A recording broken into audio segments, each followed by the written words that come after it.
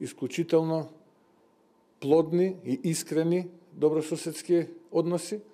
Како влада ќе стоиме позади овој принцип и не гледам причина зошто тоа да не се случува во иднина.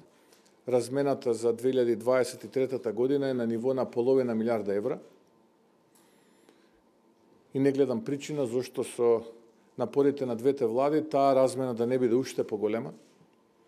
Со изградбата на инфраструктурните проекти, автопатот кој што ќе го поврзе граничниот премин со нашиот главен град, потенцијалниот патен правец кој што ќе ги поврзе Тетово и Призрен. Ние продолжуваме да имаме добра соработка, едва и чекаме да се операционализиран заедничките гранични премини, особено во Елесхан и Блацек, кои што ќе го олеснат прометот на нашите патници и граѓани. Ние сите знаеме дека имаме многу семејства и роднини од двете страни на границата. Ние ги поддржуваме заеднувањето на соработката во одбраната, особено во однос на спроведување на постоечкиот договор за воена соработка.